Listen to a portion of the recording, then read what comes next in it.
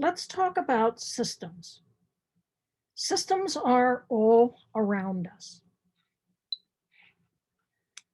A system is an interconnected set of elements that is coherently organized in a way to achieve something.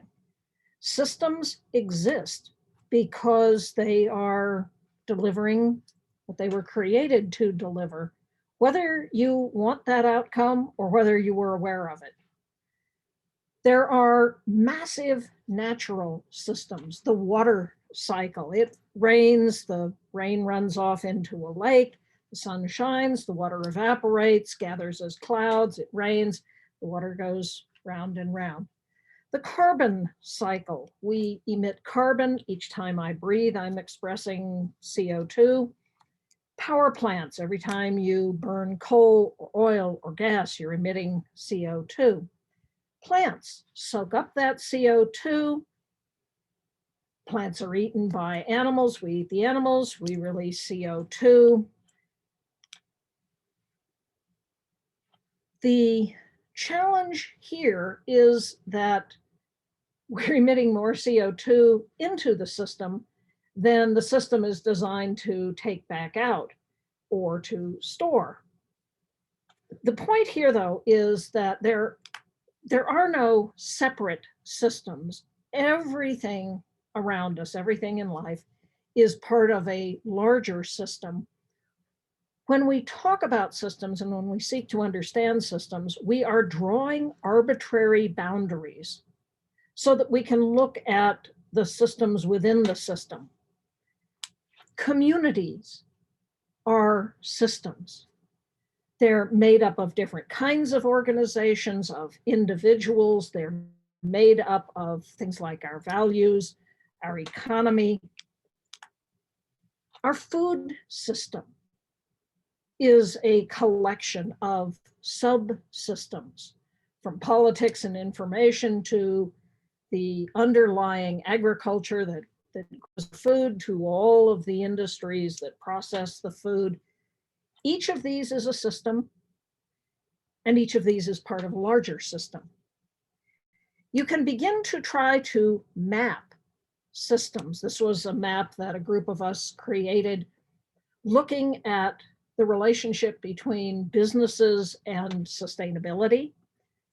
This is a map that a colleague of mine drew of trying to look at all of the issues and organizations involved with business sustainability. The master of systems thinking was Dana Meadows, Dr. Donella Meadows, the author of Limits to Growth and the author of Thinking in Systems. And if this stuff fascinates you, I highly recommend that you get and read Dana's book, Thinking in Systems. Dana pointed out that the word sustainability is in many instances now being misused. She said, I call the transformed world toward which we can move sustainable, by which I mean a great deal more than just sustaining itself. A world that evolves as life on Earth has evolved for 3 billion years toward ever greater diversity, elegance, beauty, self-awareness, interrelationship, and spiritual realization. Dana thought in systems. She saw systems everywhere. There are characteristics of people who think about systems, which is to at least strive to see the whole picture that you're dealing with. Change your perspective so that you get a different point of view on the system that you're dealing with. Looking for interdependencies, but also looking for connections. Always asking, what are the assumptions underlying what I'm looking at? What are the mental models, the mindsets? And what are we trying to achieve over the long term? You go wide to see complex cause and effect relationships. You anticipate unexpected consequences. You focus on the structure of the system, not blaming any of the participants in it. And you understand that there is this creative tension and ambiguity in systems without needing to resolve it quickly. You just observe it.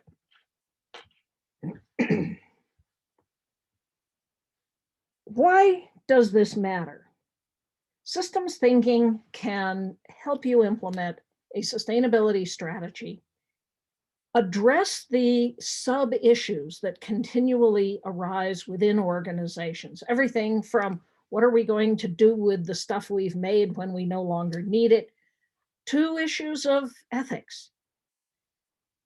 It enables you to train people, use incentive systems, and encourage risk-taking in systemic ways, allowing you to move the culture toward a culture of sustainability. Utilize whole systems thinking in everything you do.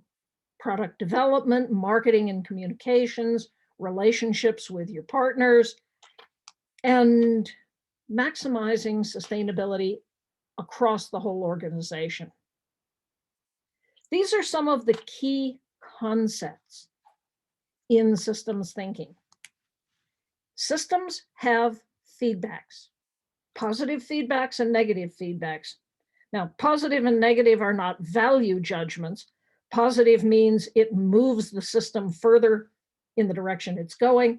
Negative means it functions as a brake on that movement. Systems have stocks and flows. Think of a bathtub. The water flowing in is a flow, the water in the tub is a stock. There are delays in systems. Something happens and you don't see a reaction immediately. It doesn't mean that thing hasn't happened and that there won't be a feedback down the line. Feedback.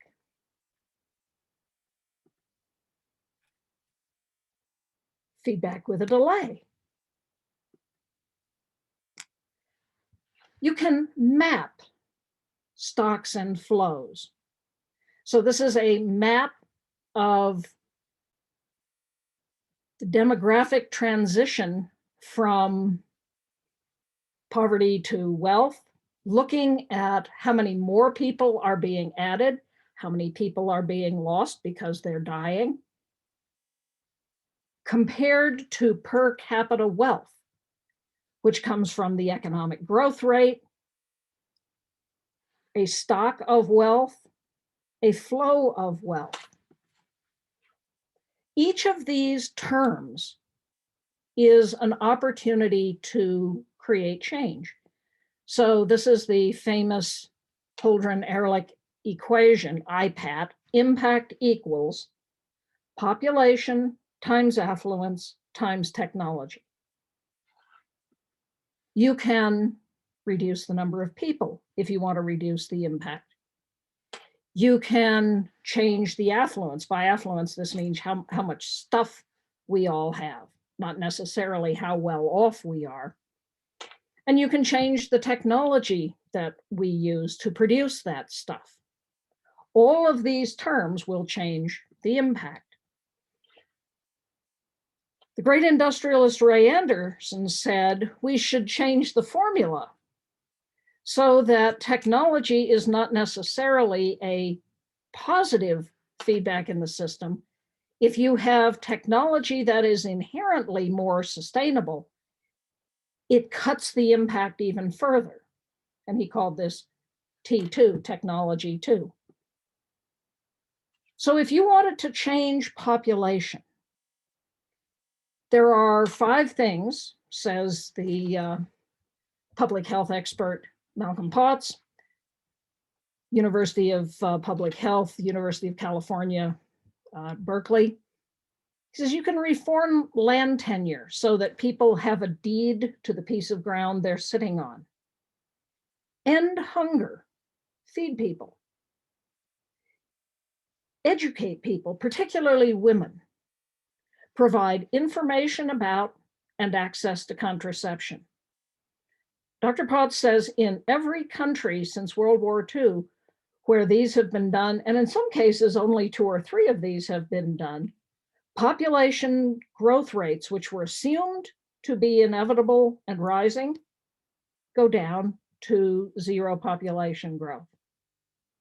So how many people there are on the planet, the stock, and the flow of how many are coming on is entirely within our control in a very humane way.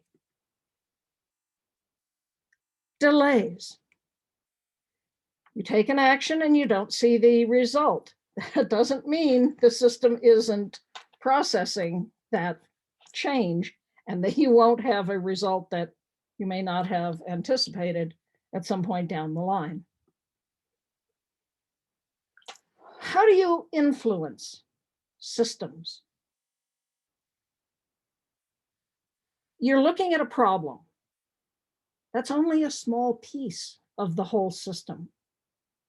There are patterns of behavior that gave rise to that problem. There is the system itself, the structure of the system. And then there are the mindsets that created that system. And the further down you drill, the greater the likelihood that you will have leverage over that system. Dana said there are 12 places to intervene in a system. And this taxonomy actually arose in a meeting that I was in with Dana, where she was arguing with a fellow who was a proponent of globalization. And he said, you can't change the system. And she said, yes, you can. There are many places to intervene in a system. Got up, went up to the whiteboard and sketched out this list. You can change the numbers, you can change the buffers, the stock and flow structures, the delays, the feedback loops, flows of information, the rules, self-organization, the goals, the paradigms, and most importantly, enabling the people who set the rules to transcend the paradigms, the mental models that they hold in their heads. If you have the opportunity to do this, to change the minds of the people who are governing the system, this is the most influential place that you can intervene in a system. That's not to say the others don't matter. And oftentimes you can't get to the people who are setting the rules, but you can change some of the other aspects of a system. So let's look at each of these places to intervene in a system, starting with the lower leverage and working upward toward higher leverage. Numbers. Numbers matter. You can set quotas. You can set caps. So for example, in California, they set a cap on how much carbon dioxide you can emit into the atmosphere. And that's all the higher it's going to go. There is a legal cap. You can change how much you tax someone or how much subsidy you give to them. You can give price supports. You can limit how many people can come into a market. These are all examples of changing numbers within the system. Buffers. In the flow of water, you can put up check dams so that rather than just rushing down in a flash flood, it meets a dam and the dam has to fill up before the water goes over and heads downstream. This slows it all down. Snow fences slow the drifting in of snow on roads. Setbacks, so that you can't build right up to an edge. There has to be a little area in between. Stock market circuit breakers. When the market is overheating too fast or crashing, it trips the circuit breaker and the system says, nope, stop trading. Everybody take a deep breath. Let's think about this. And then the market goes back to work. Pandemic face masks. This is a buffer. All of these change how the system is working. Assets, stored assets, which is a stock. The strategic oil reserve, city fuel reserves. These are ways of having a store so that if you need it, you can release it. Your bank account is a stock, grain reserves, sand and gravel piles, land set-asides, flows. When it rains in many cities, the stormwater goes into the sanitary sewer. It's called combined sewers. And if it rains too hard, you get the water flow flowing down streets combined with sewage. Traffic calming measures. This slows the flow of traffic through a town. Monetary measures. The Federal Reserve can release more money into the economy or tighten the money supply. The FCC rules on flows of information. Delays. We've been emitting CO2 since the beginning of the Industrial Revolution. We are only now seeing the effects of that. Biodiversity loss. We've been losing species as humankind has grown ever more powerful. We are only now seeing that 1 million species are on the brink of extinction. Traffic jams. Traffic's flowing along, somebody slows down behind them, and pretty soon, back a ways, you have a traffic jam. Where the original slowdown happened, that person's long gone. Structural racism, driving the wealth gap. We've had structural racism for a long time. It has now built up to the point where the average Black family in the United States has essentially no wealth, no accumulated assets. Took a while to get there. We're there. Negative feedback loops. These are things that slow the system down. So pressure relief valves, only letting cars enter a crowded highway through a little traffic light, queuing structures. This keeps the traffic flowing on the highway. Traffic-dependent toll systems. If you have an area that's going to get crowded, you just raise the toll. People go, I think I'll go later.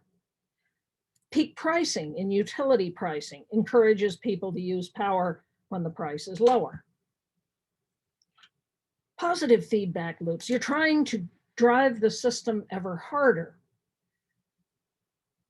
There are many things that encourage more and more people to take an action. The Ice Bucket Challenge went viral. Interest payments on your bank account. The bank is trying to convince you to put more money into the account. People-to-people grassroots campaigning gets more and more and more people pushing on a particular issue. Time dollars. This is a way where if you do a service, you get a time dollar entitling you to service from someone else. Encourages more people to get into volunteerism in their community. Flows of information. Systems without information are inherently stupid. So sunshine laws that say all citizens have a right to know what's going on in government meetings. Life cycle accounting.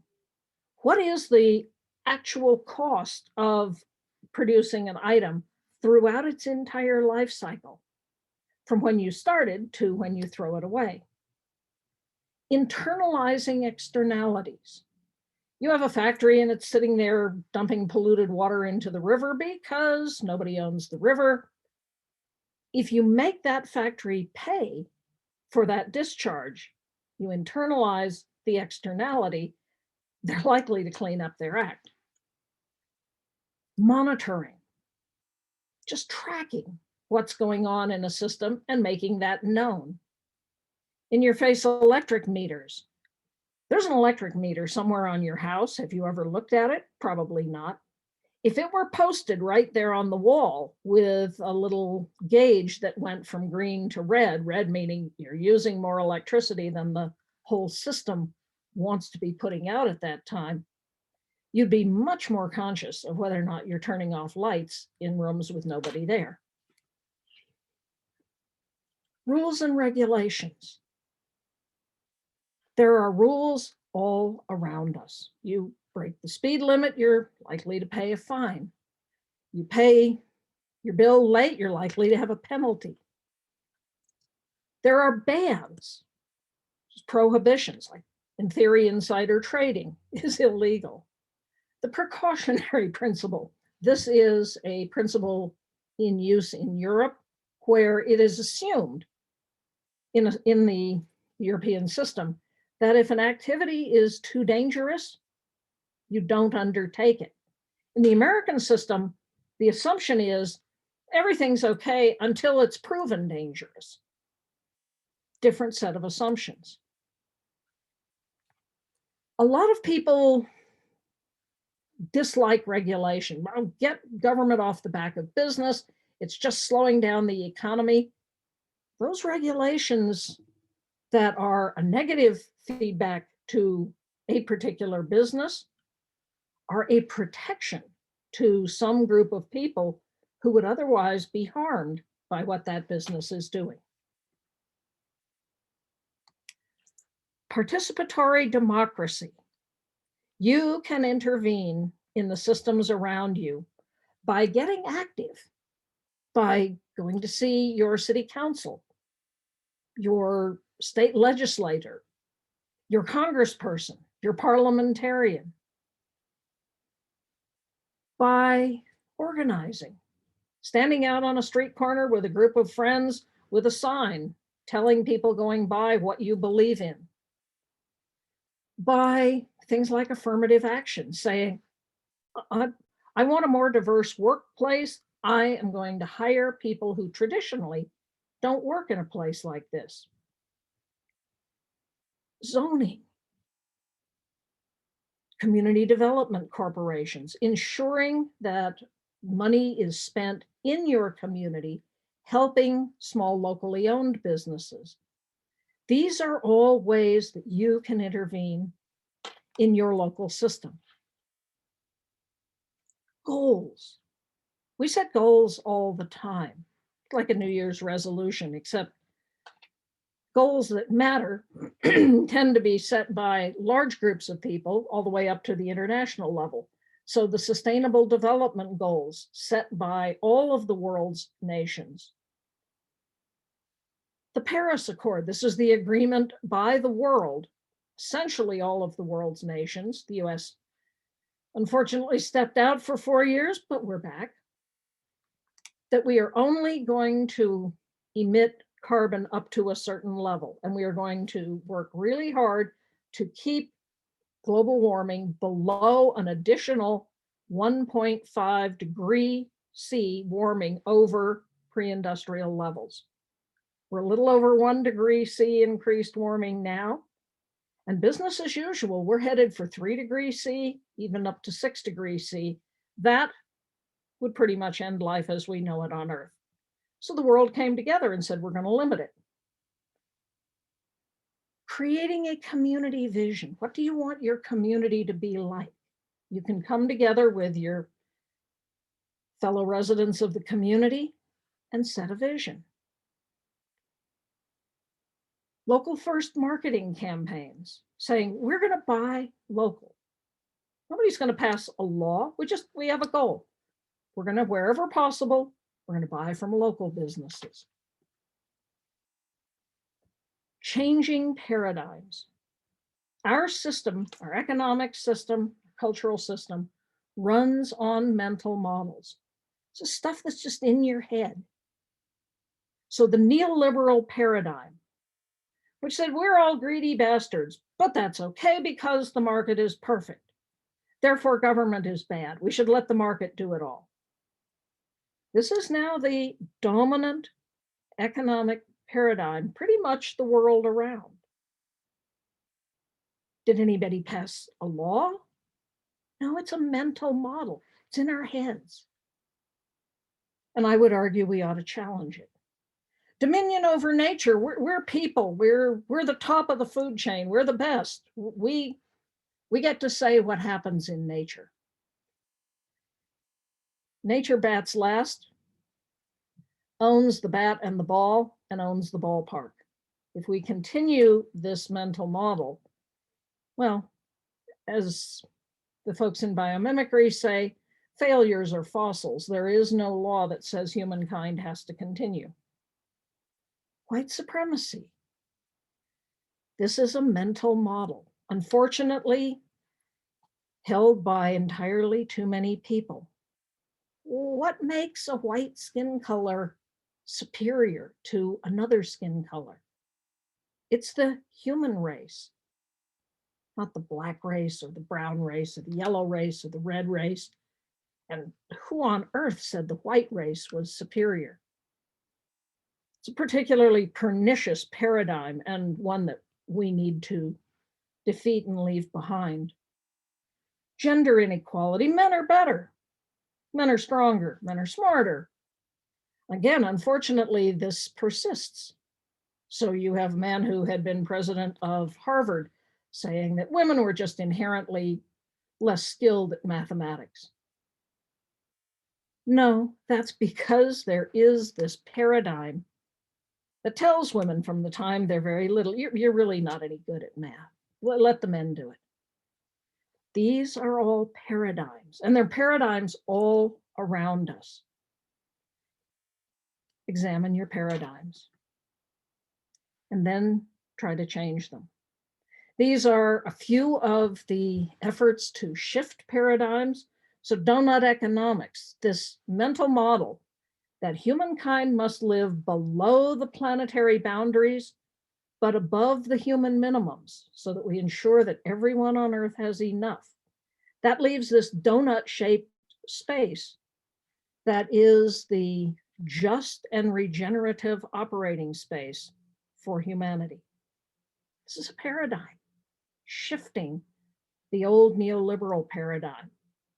Happily, it's taking root in cities around the world. Companies are now starting to talk about donut economics. Similarly, regenerative economics is a new paradigm. We've changed our attitudes towards smoking. Smoking used to be everywhere. Now it's banned in many places, and people just, they wouldn't think of smoking indoors where other people might be inhaling their secondhand smoke. Same-sex marriage. This was literally illegal until relatively recently. There are places in the world where homosexuality remains illegal, but it's changing. Black Lives Matter is an effort to change paradigms and minds around this issue of white supremacy, racial inequality. Black men are literally an endangered species. They are killed simply because they're Black. And Black Lives Matter is an effort to shift that paradigm. You can map systems. This is a causal loop diagram mapping positive and negative feedback loops. You do it by just laying out the items that you believe are part of a system. In effect, you expose your mental model of the system, and then you say, what drives what else? This is a causal loop diagram that I did with a colleague, trying to understand the flows of money throughout the economy. And you'll see some of the lines have a plus sign, some of the lines have a minus sign. Plus is a positive feedback loop. Doesn't mean it's good, it just means it's driving the system harder. Some of them have a negative. That means it's a negative feedback. It's damping the action of the system. This was an attempt to model the whole economy. Similarly, positive and negative feedback loops. Is this right? No. This is just an effort to put our mental model of what's driving what down on paper so that we could better understand who's doing what, where are the places in the system that you can intervene, and how does the system work. This is a particularly sophisticated mental model, causal loop diagram, systems diagram, done by the group at En-ROADS on what is driving the climate system, the global energy system, and what will it take to transform it to decarbonize the economy. Is this right?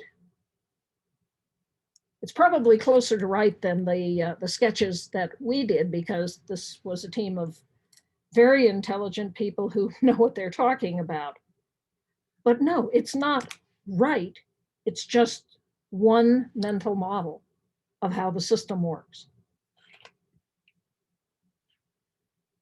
Dana Meadows, again, the master of systems thinking,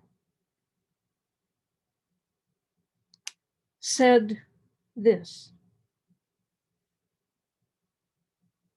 Things like, listen to the wisdom of the system. Stay humble, stay a learner. Pay attention to what's important, not just what you can measure. Go for the good of the whole. Expand your boundary of caring. Hold fast to the goal of goodness. Dana was a lovely person and a dear friend. Humble Vermont sheep farmer, PhD biochemist, great author. Dana changed the world. She changed people's mental models, and she gave us the understanding of how systems work and how we can begin to intervene in systems to drive real change. And she said, whatever it is that you admire or rely on in me, it's in you too. It's all over the universe. The only trick is to keep ourselves in touch with it. Love, Dana.